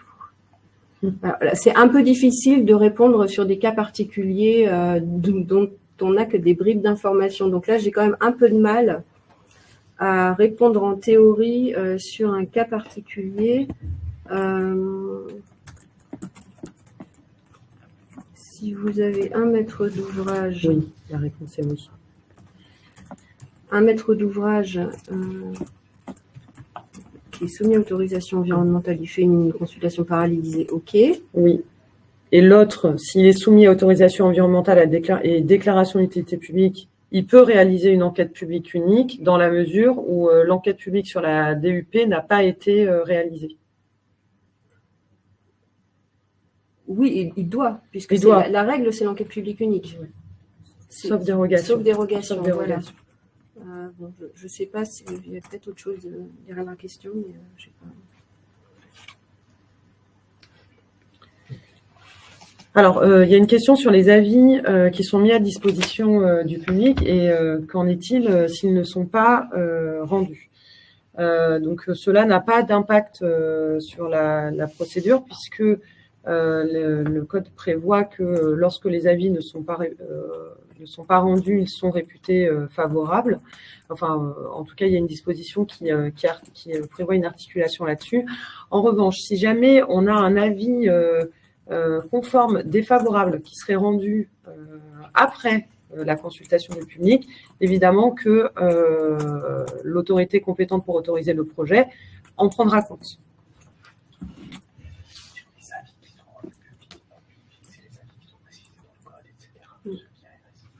Oui, en effet, une précision vient de m'être apportée que le Code de l'environnement prévoit les avis qui doivent être rendus publics sur le site de la consultation et ceux qui ne le sont pas. Et à titre d'exemple, l'avis de l'ARS, qui actuellement n'est pas rendu public, le sera désormais. Donc, bien sûr, on l'a saisi pour avis lorsque le projet est soumis à évaluation environnementale. Alors, on a une position, une demande de position du ministère sur le fait de ne pas bloquer le système. Il faudra sans doute que l'autorité environnementale et les services réduisent leur demande de complément, qui aujourd'hui porte sur 90% des dossiers. Alors, donc, je remercie les différentes personnes qui ont fait des contributions de nature, on va dire, plus quantitative ou politique sur le niveau de fonctionnaires nécessaire pour instruire tous ces dossiers, etc. Alors, je n'ai pas de boule de cristal et je ne bénéficie pas d'infos secrètes qui n'auraient pas été transmises au Parlement sur les prévisions budgétaires. Mais voilà, il est certain que voilà, il y a des riches débats, on va dire, qui traversent la sphère politique sur faut-il plus ou moins de fonctionnaires. Et donc, on vous laissera juger. En tout cas, à nombre de fonctionnaires équivalents, je réinsiste, comme l'a très clairement exprimé M. Bouquet, sur le fait de solliciter à bon escient le temps précieux fonctionnaire disponible. Non seulement votre service instructeur habituel, l'ADREAL ou la DDT, mais plus généralement derrière les compétences qu'il va falloir aller chercher en expertise sur les questions de biodiversité. Voilà, pour les parcs éoliens, il y a des tas de questions autour des radars, du paysage, etc. Enfin voilà. Donc toutes ces personnes, voilà, vont devoir se partager entre de nombreuses missions, et donc il est de l'intérêt collectif que les sujets soient déminés, on va dire ça comme ça, en phase amont sur une base déjà très complète et avec des idées assez claires sur quels sont les impacts environnementaux du projet. Et ensuite, que les échanges soient très fluides pendant toute la phase d'interaction avec l'administration. Il y a des questions sur, du coup, est-ce que les fonctionnaires vont arrêter de faire des demandes de compléments? Alors, le fonctionnaire ne se lève pas le matin en se disant que le but de sa vie consiste à faire des demandes de compléments sur les dossiers. Par contre, le fonctionnaire lit les décisions des tribunaux administratifs. Et il se trouve qu'il y a des tas de fois où le juge estime que le dossier que nous avions laissé passer était en fait encore incomplet et qu'il y aurait dû avoir plus de précision sur tel ou tel aspect de la protection de l'environnement. Donc en fait, les demandes de compléments sont vraiment destinées à sécuriser vos dossiers. Alors, elles ne sont pas forcément reçues avec un enthousiasme que j'imagine dans vos équipes qui sont très chargées également. Mais voilà, le but n'est pas de se mettre, de mettre des bâtons dans les roues. Par contre, il est de bien avoir une appréciation collective de la bonne protection de l'environnement. Donc, à ce titre, à exigence environnementale inchangée, si la qualité reçue des dossiers ne change pas, on pourrait avoir le même type d'échange entre les porteurs de projets et l'administration. C'est pourquoi, en parallèle de cette réforme de procédure de l'autorisation environnementale, alors là, c'est plus exploratoire et c'est vraiment la DGPR qui travaille dessus de manière très exploratoire. On travaille dans le cadre de nos orientations stratégiques à avoir un référentiel finalement de qualité attendue des dossiers qui puisse être partagé avec les différentes professions concernées. Donc, on est moins avancé sur ce projet, mais je crois que j'ai vu une question de Mme Cravero qui y faisait référence. Donc, effectivement, ça s'articule au sens où l'objectif poursuivi est le même, c'est-à-dire donner de la visibilité aux pétitionnaires, aux bureaux d'études sur finalement quelle est la bonne manière de monter un dossier qui réponde aux attentes de l'administration, pas pour faire plaisir à l'administration, mais pour sécuriser l'ensemble des composantes de la protection de l'environnement qui, si nous ne les vérifions pas, seront appréciés par le juge sans doute un peu trop tard pour le bon déroulé des projets.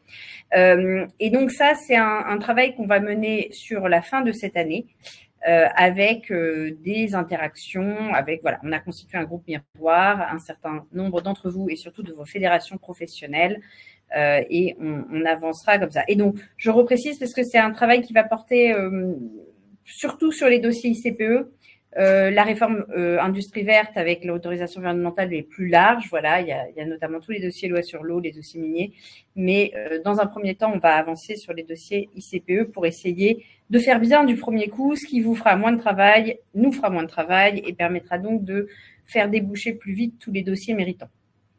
Je voulais également préciser que voilà, il faut vraiment ne pas hésiter à avoir, on va dire, des interactions de qualité au cours de la procédure, sans harceler les équipes. Voilà, le but n'est pas de les appeler tous les jours, mais vraiment d'essayer d'être très clair sur, voilà, la question que vous m'avez posée, elle est facile, je vous y réponds bientôt. La question que vous m'avez posée me pose plus de difficultés, je suis obligée de faire un complément d'études avec mon bureau d'études et donc donner de la visibilité, parce que ça nous permettra, nous, de bien ordonnancer les dossiers et, comme vous l'avez vu également, d'indiquer au tribunal administratif quels sont les dossiers qui ont des chances de solliciter à court ou moyen terme les commissaires enquêteurs qui auront été désignés. Donc, il y a vraiment dans cette affaire toute une gestion très dynamique en fait de l'ensemble des dossiers qui vont être dans le circuit et qui devra se faire à la fois au niveau du préfet, du tribunal administratif, des commissaires enquêteurs, des services instructeurs. Et il est de l'intérêt collectif que nous soyons collectivement le plus transparent possible sur, voilà, mon dossier il avance, ma demande de complément elle est facile ou elle est compliquée. Et ça permettra de donner un maximum de chances à un maximum de dossiers de bien déboucher dans le processus. Une avant-dernière question sur le cas des rejets qui ont été réécrits et il semble désormais obligatoire de rejeter lorsque la réalisation du projet a été entreprise sans attendre l'issue de l'instruction. Alors, pour rappel, par rapport à la procédure actuelle, on déplace finalement la phase d'examen telle qu'elle est prévue actuellement dans la nouvelle phase de parallélisée d'examen et de consultation. Et donc, actuellement, il est possible, lors de l'instruction, de rejeter, et avec la nouvelle procédure, c'est également le cas. Donc, en fait, nous avons juste supprimé une condition de rejet sur la complétude et la régularité, puisque on instruit sur la base d'un dossier complet et régulier.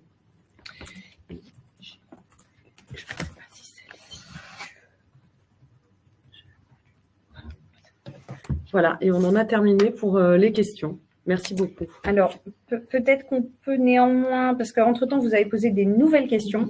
Donc, on va prendre quelques minutes, si vous voulez bien nous l'accorder, pour repasser en revue le chat et vérifier qu'on a couvert l'ensemble des champs de préoccupation des uns et des autres. Alors, merci pour votre patience. Voilà, donc on a pu prendre connaissance de quelques questions supplémentaires. Alors, peut-être pour vous indiquer, parce que finalement, il y a des questions qui dessinent en creux, est-ce que je suis dedans, est-ce que je ne suis pas dedans, cette nouvelle procédure. Donc, en fait, c'est très simple et un peu basique. C'est toutes les autorisations environnementales, y compris donc celles qui ne sont pas industrielles, puisque la loi s'appelle Industrie verte, mais de fait, il y a toutes les autorisations environnementales, loi sur l'eau, élevage, voilà, travaux miniers, que les autorisations environnementales. Donc, un projet qui ne nécessite que des dispositions d'urbanisme, etc., sera traité dans le cadre normal d'une autorisation d'urbanisme. À ce sujet, il y avait une question sur, je pense, émanant du secteur minier, sur comment ça s'articule avec les titres, etc. Eh bien, ça rentre dans le cadre qui a été précisé par Madame Beau, c'est-à-dire si la demande de titre minier et la demande d'autorisation environnementale pour les travaux miniers sont déposées ensemble, eh bien, ça fait l'objet d'une enquête publique conjointe. Voilà, c'est le titre minier quelque part qui prend le dessus et qui va diriger la procédure de consultation. Et donc après, l'autorisation environnementale sera instruite au titre de ces sujets. Également, donc, toutes les autorisations environnementales, ça veut dire qu'elles fassent ou non l'objet d'une évaluation environnementale. C'est-à-dire les autorisations environnementales avec étude d'impact et avis de l'autorité environnementale et les autorisations environnementales avec seulement une étude d'incidence rentrent dans cette procédure parallélisée. Donc ça, c'est le premier point. Ensuite, Il y avait des questions sur comment ça se passe pour les compléments. Beaucoup de questions. Alors, on a essayé d'y répondre un peu dans le fil du chat questions.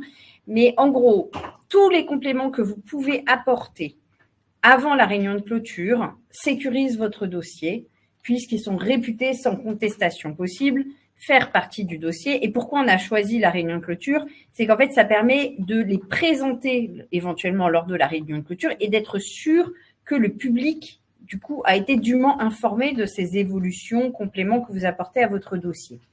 Voilà. Les compléments qui sont apportés après, c'est comme maintenant. C'est-à-dire que maintenant, en fait, après l'enquête publique, souvent, vous continuez vos échanges avec le service instructeur pour affiner quelques points. Voilà, vous apportez des réponses peut-être aux observations du commissaire enquêteur, à ses réserves, etc.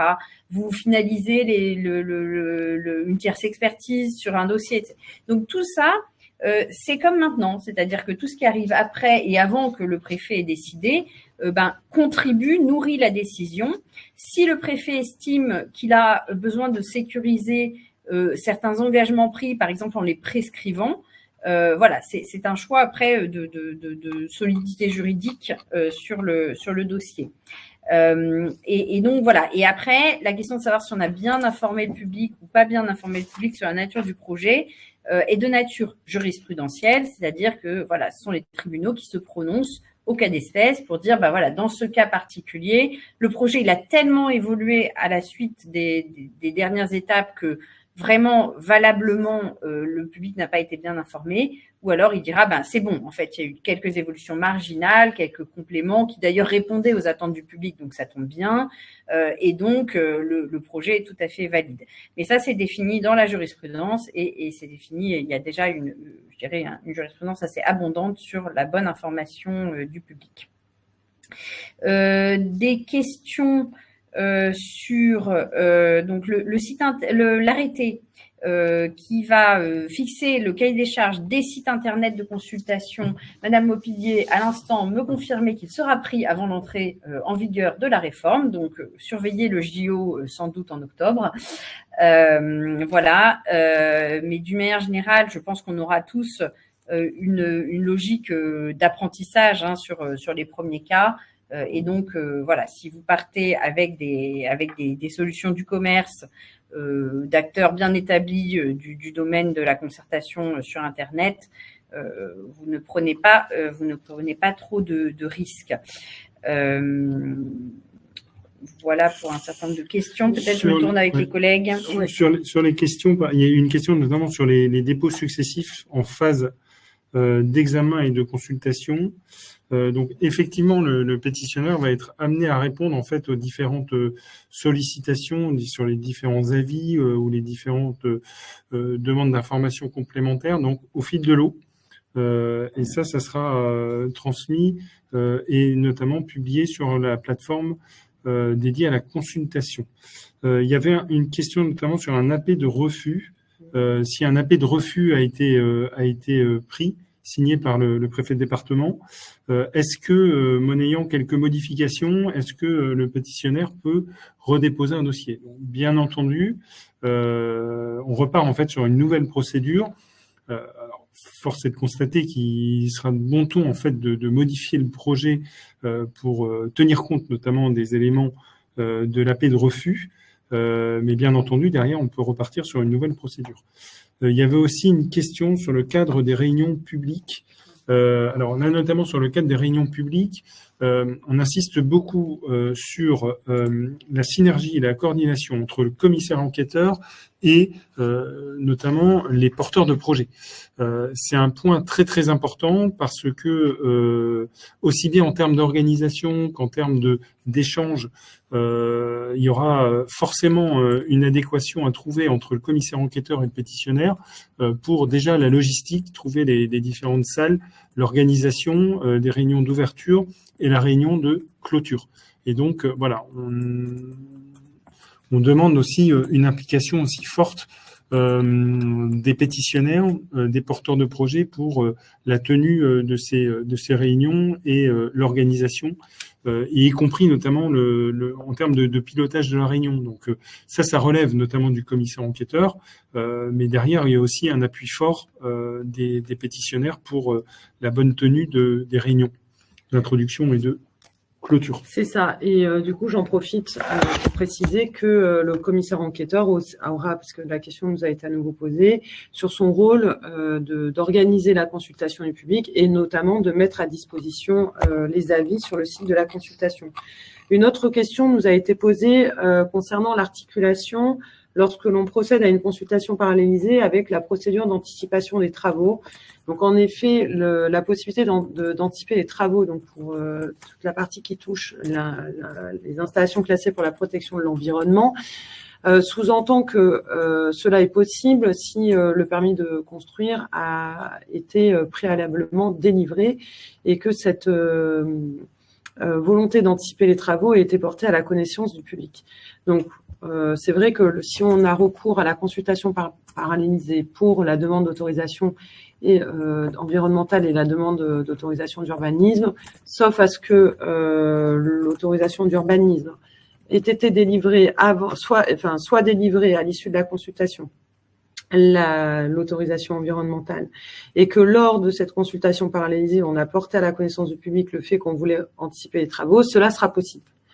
Dans le cas inverse, on ne pourra pas anticiper les travaux en ayant recours à la consultation parallélisée.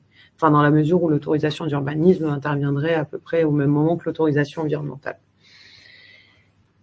Peut-être également un certain nombre de questions sur les phases amont. Alors, avec toujours cette ambivalence dans les questions sur le thème je veux de l'encadrement, mais je n'en veux pas trop. Alors, voilà, c'est un peu des oscillations entre lesquelles on joue. Donc, en fait, il y a des gens qui nous disent « Ah là là, est-ce qu'il ne faudrait pas processer ou procédurer intégralement la phase amont ?» Et puis d'autres qui s'inquiètent que, du coup, la phase amont prenne trop de temps ou soit trop stricte. Donc, la phase amont, elle est quelque part ce que vous en faites. C'est un des rares espaces de liberté qui reste, on va dire, dans cette procédure. Donc, moyennant le fait, et je le répète, et je suis désolée de la répétition, de solliciter à bon escient le temps précieux de vos équipes et des nôtres, eh bien, finalement, le format est assez libre.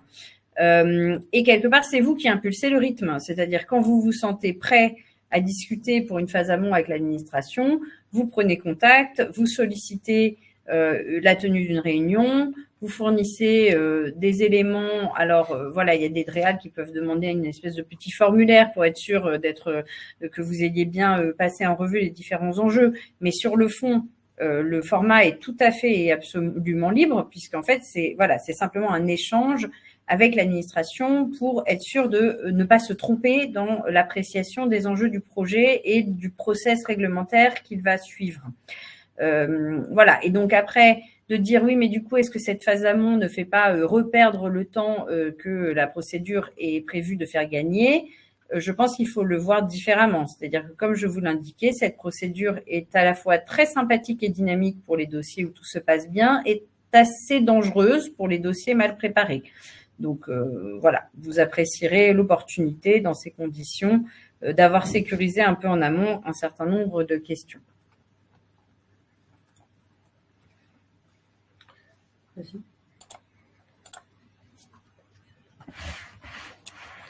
Alors, tu montres laquelle? Ah, pardon, j'ai cru que... Alors... On arrive normalement au bout des questions.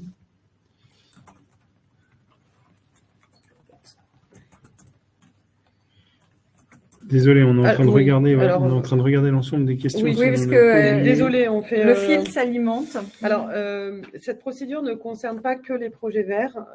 Donc, c'est vrai que la loi s'intitule Industrie verte, mais comme cela a été rappelé, en tout cas, la réforme de l'autorisation environnementale est prévue pour tous les projets soumis à autorisation environnementale.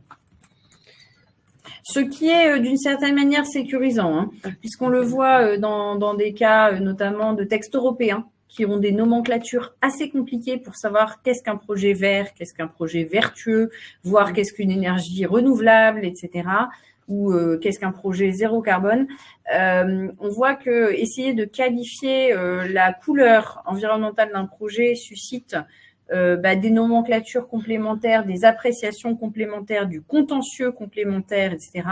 Et donc, c'est pourquoi le gouvernement a fait le choix, pour une fois, d'un tout petit peu de simplicité et donc d'appliquer cette réforme procédurale sans qu'il soit besoin d'une autre analyse que de savoir si le projet relève d'une autorisation environnementale ou non. Tout à fait.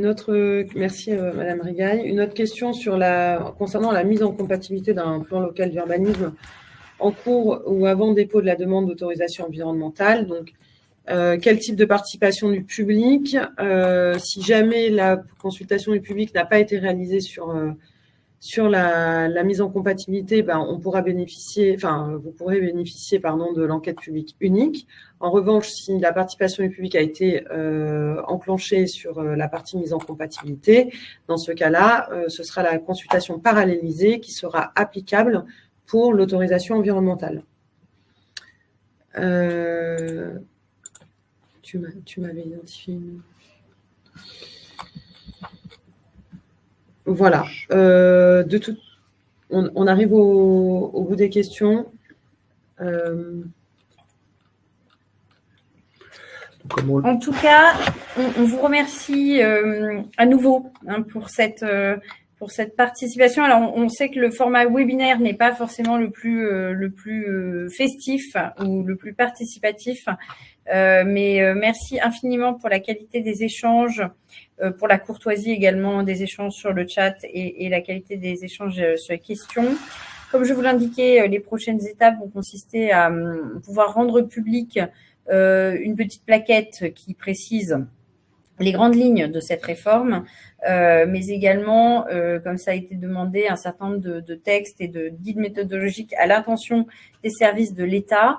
Il nous a été demandé dans les questions si ces éléments méthodologiques et grilles seraient rendus publics. Alors, dans un premier temps, on va être clair, dans un premier temps, on va les garder internes à la maison, ne serait-ce parce qu'on s'attend à faire évoluer un certain nombre de prescriptions ou d'apporter des nuances à des réponses techniques qui nous seraient posées par les services.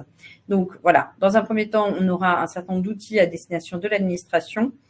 Et on pourra progressivement, au fur et à mesure qu'on sera bien sûr d'avoir répondu à ces questionnements internes, par la même occasion, faire connaître aux fédérations professionnelles les lignes de doctrine qui se dégagent de ces premières expérimentations. Voilà, donc ça se fera progressivement. On est bien conscient du changement qui est apporté par cette réforme. Donc, on insiste peut-être pour ceux d'entre vous qui auront des dossiers qui vont arriver à courte échéance sur effectivement un certain nombre de points. La première, c'est de rechercher ce prestataire de plateforme Internet de consultation sans trop tarder. Et le deuxième point, comme je le mentionnais, c'est de vous tenir prêt à interagir avec les services de l'État assez activement, à la fois pendant l'étape de vérification de la complétude et de la recevabilité pour sécuriser votre projet, mais surtout pendant la phase de consultation qui ira vite, très vite. Et donc, plus vous arriverez à apporter des réponses construites et solides pendant cette phase, mieux se portera l'autorisation finale. Merci encore à tous, à toutes, et bonne fin de journée.